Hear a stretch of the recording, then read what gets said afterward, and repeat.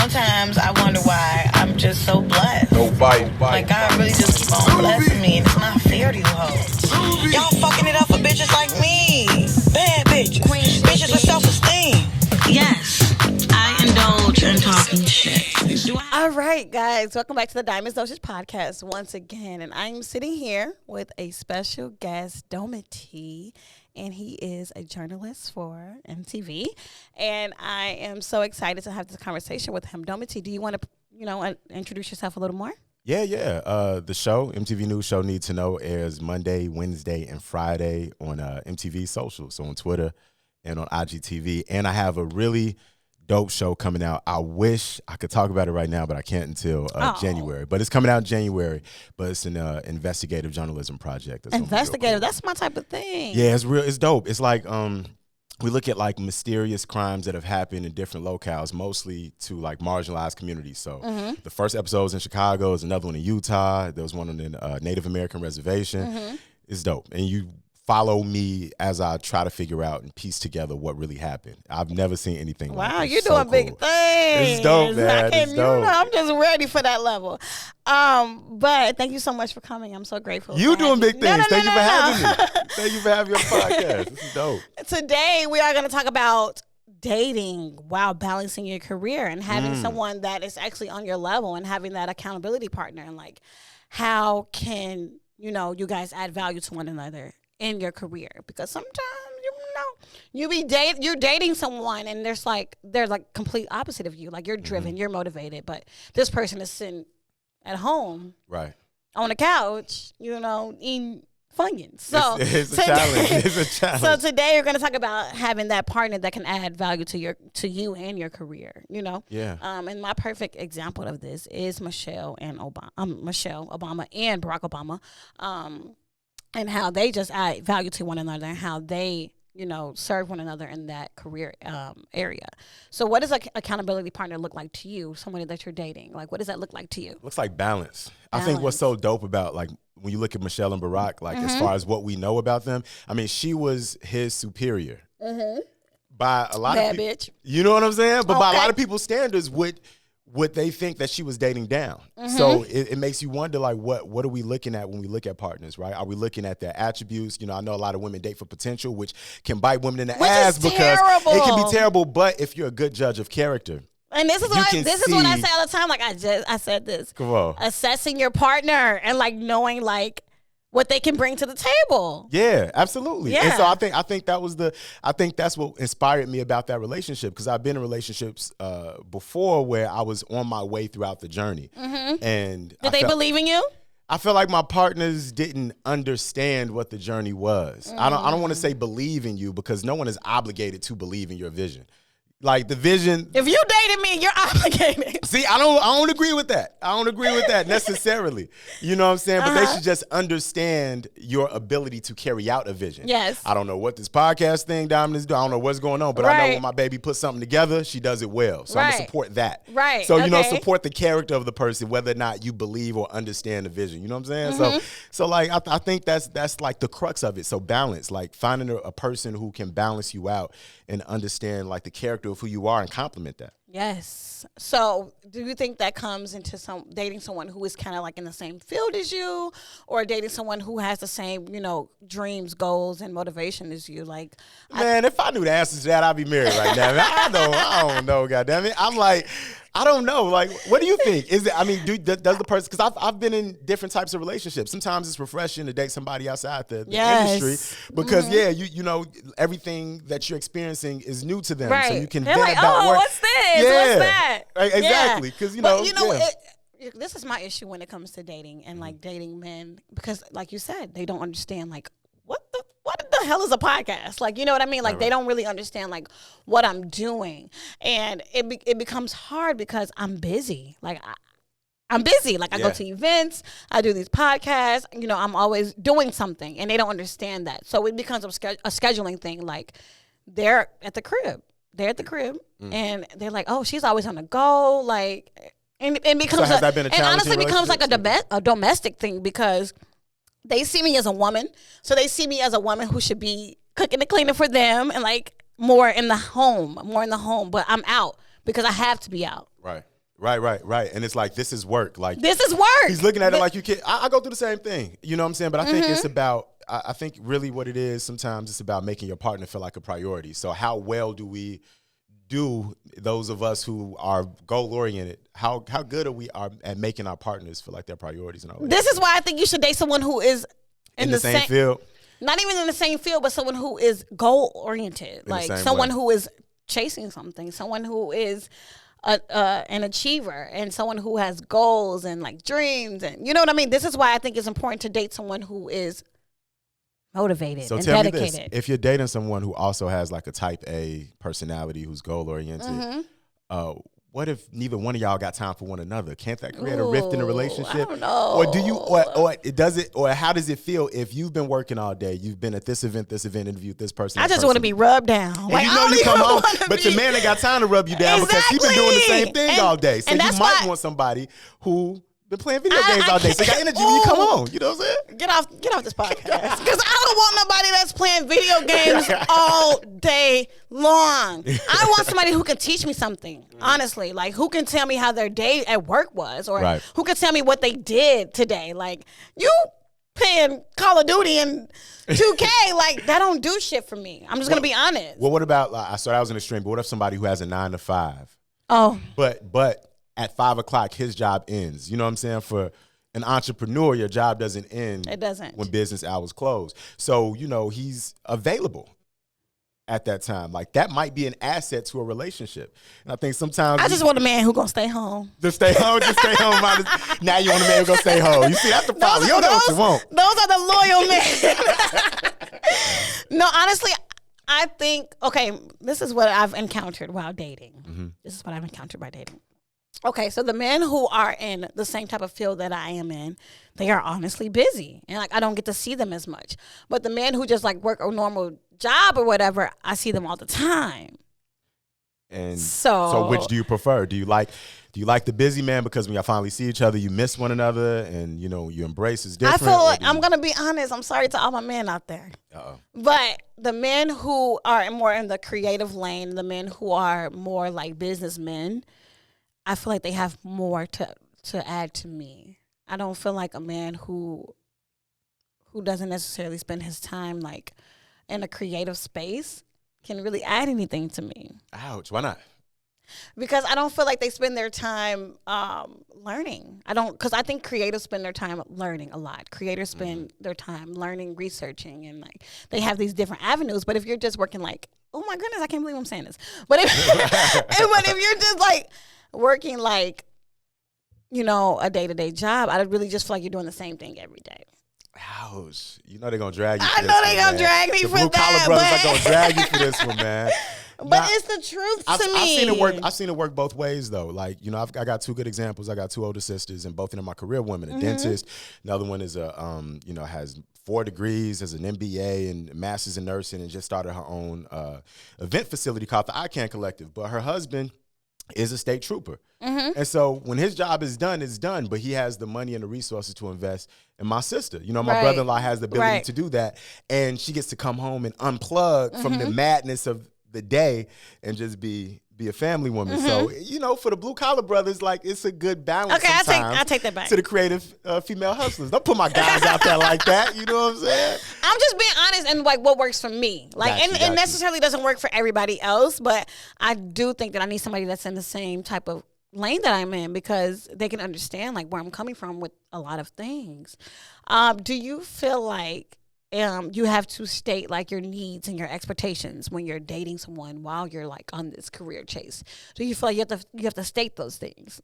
Yeah, you have to at least come to some common accord about who you are and what it is you're going to compromise, what you're not going to compromise. Like, I've messed up relationships by not being as upfront about how insane I am when it comes to work. You know what I'm saying? So like, especially before like this latest move, like this job right here, I can hustle, I can slow down a little bit because I'm working at one place. But when I was living in Chicago, I was at WGN Radio. I was freelancing at WCIU The Jam. I was a multimedia consultant, and I hosted an open mic. You know, so that like interfered with your dating life.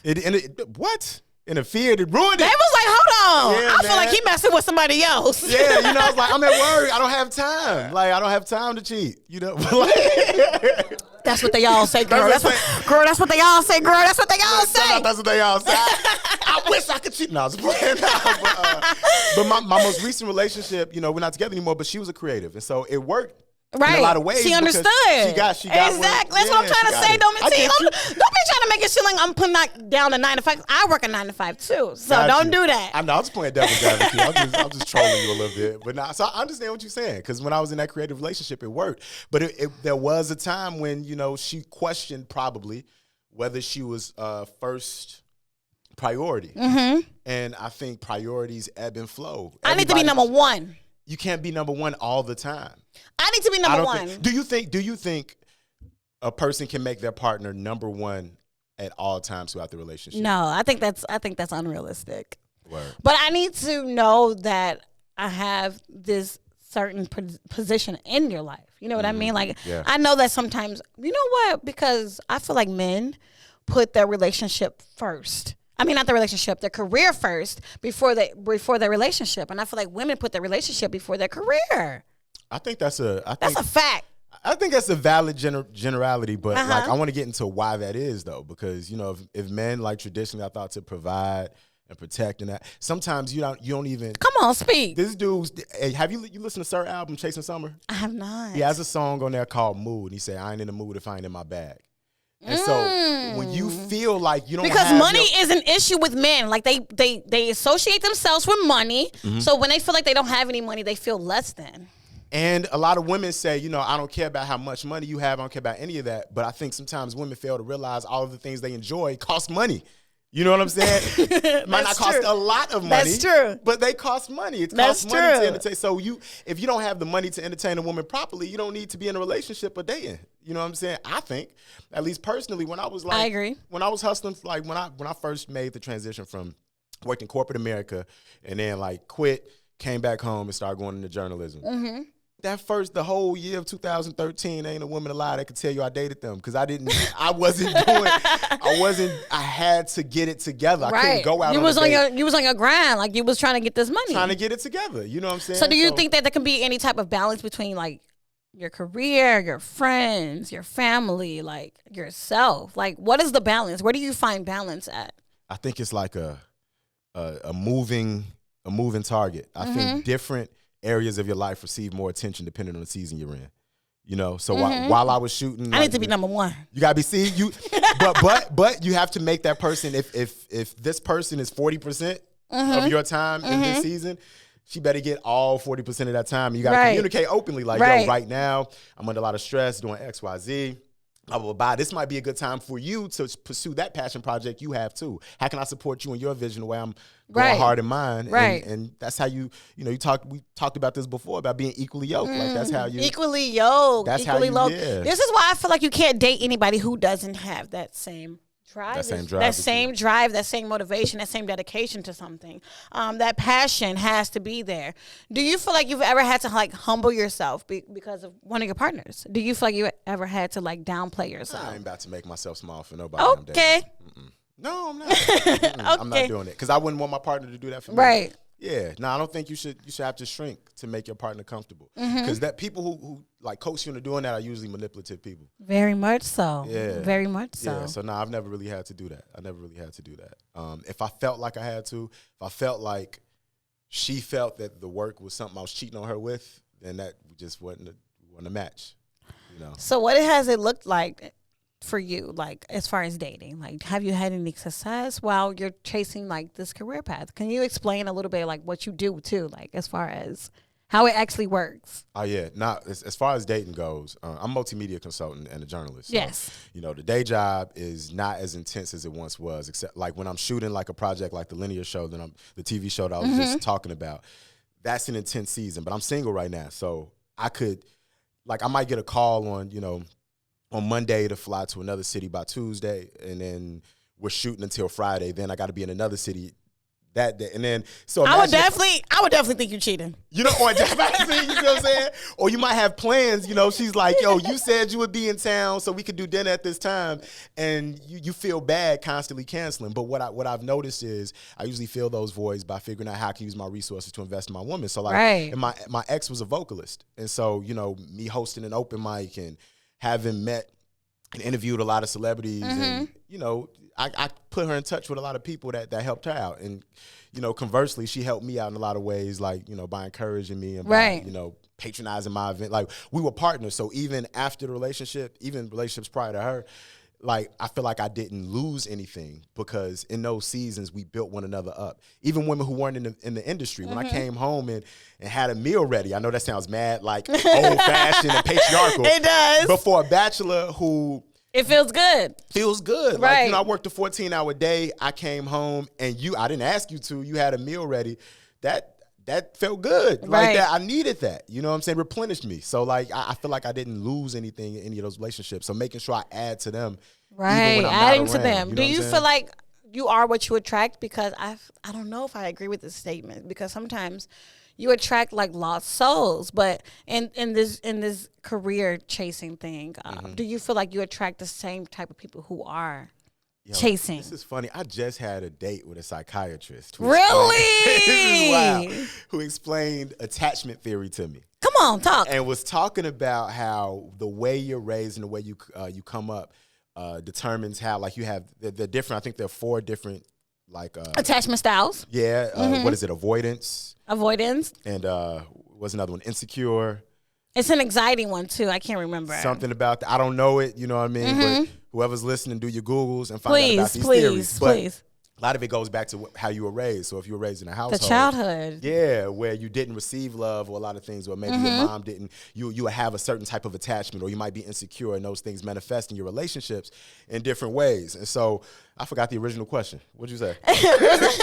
Do you think you are what you attract? Like, And so she was saying that based on your attachment style and how you grew up, you seek out certain partners. Now, that's so scary. Right. And so, like, you know, you come into relationships where you experience multiple, like, the same type of behaviors, and you're like, what's wrong with women? What's wrong with women? What's wrong with the women you date, bro? Like, you know what I'm saying? It's honestly like, what's wrong with you? Because if you don't add value, if you don't know your worth, how can you give that to someone else? How can you align yourself with a partner who has the same things as you if you don't even know that for yourself? Yeah. But I don't think it's 100% you attract, because then it's like, if people end up in, sometimes you bump into somebody and you don't know what their personality is like until you really engage with them. So how can you say you attract a certain type of person when I just hollered at the finest woman I saw today? Like, I didn't know that she was going to be insecure or, or abusive or whatever the case may be.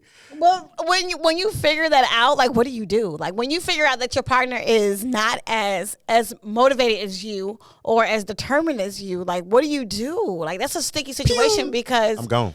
For me, I hate a man that is, like, lazy, who has no ambition. Like, what do you do? What do you do when you find out someone who is not as motivated as you? So I know you're into signs and stuff. I don't know. Can you guess my sign? You weren't in here when they said my sign. Can you guess my sign? I already know. I know you're saying you're a Gemini. I'm a Gemini. Yeah, y'all like to talk a lot. And we're air signs, right? So we float. So, like, if I'm in a relationship, the minute I'm not, you're a mutable sign.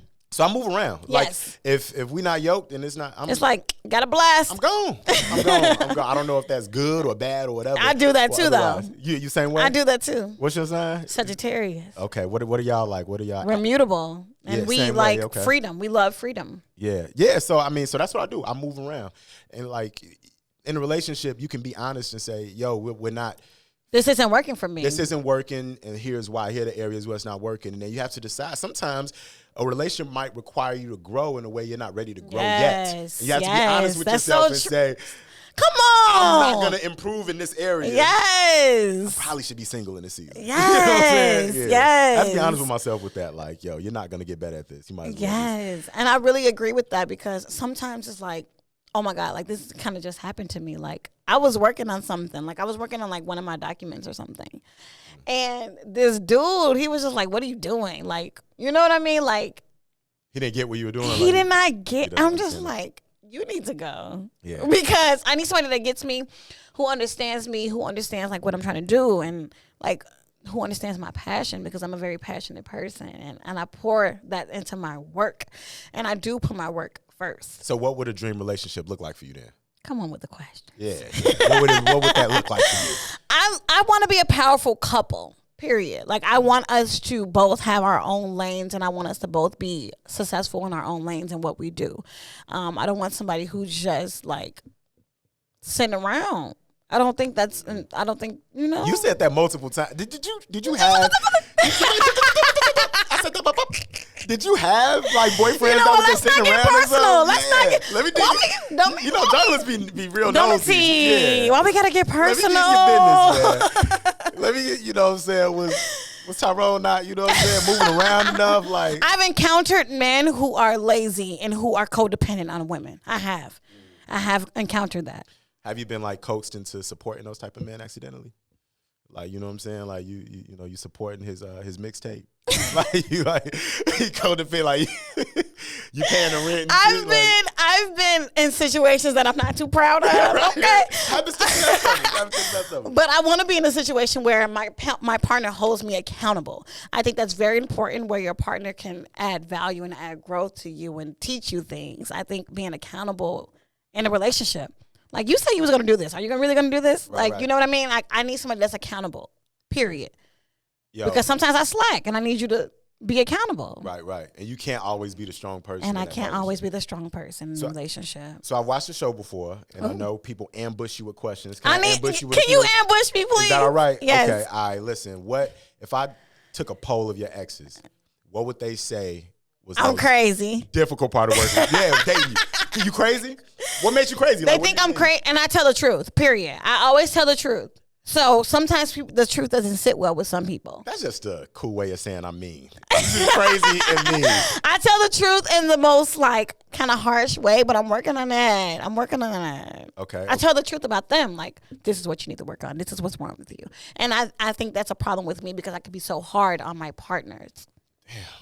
Sorry, guys. Breaking spirits out here. I'm not breaking spirits. I'm building them. Let me see. All right, so how would you describe the perfect partner in 3 words? You only got 3 words to describe a perfect partner. Caring. You have to be considerate. I hate an inconsiderate person. Caring, considerate. And I feel like you got to make some type of money. Money is important. 3 C's. So caring, considerate, and cashed up. Okay, 3 C's. Yes. I bet. Yes. Bet. Okay. That's all I got. That's all my Ember question. What else I want to ask? The other stuff, I feel like, you know, I don't know, it's too X-rated for the Diamond Dogs podcast. Ask the shit. Ask it. Right. Challenge. I bet.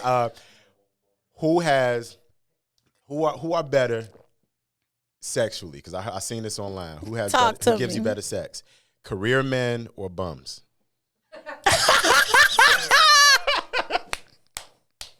Them bums be having that good dick. See, the ladies just laugh. You ever had dick from a toxic man? I'm sure you guys haven't. What you asking me for? Wait. Sorry, that didn't come out right. The hell? But I don't know.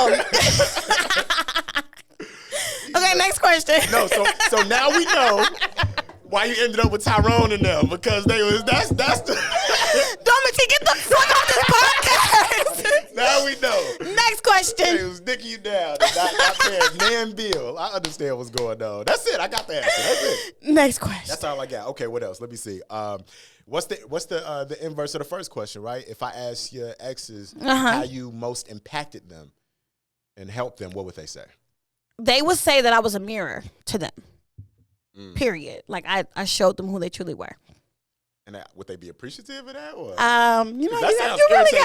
Like, I know, and that's what's wrong with me. Picking at people like. That's what's wrong with me. I'm really critical sometimes. Okay, so you need a really confident person, bummy dude who knows who they are. Who knows who they are. Right. Next question. That's it. That's all I got. That's all you got for me? That's all I got. Okay, I want to thank you so much for coming to the Diamond Associates podcast. I'm so grateful. And I want to leave you guys with a mental health tip of the day, which is knowing your value and knowing your worth and knowing that your partner has to meet that. Knowing that you are this gem, and you should only attract gems. Don't attract bums. If you're a gem, attract other gems. Knowing your worth, your value, and your self-love, guys. Thank you so much for coming out. You're hard rock when you really are a gem. Period. Thank you guys so much for tuning in to the Diamond Socials podcast.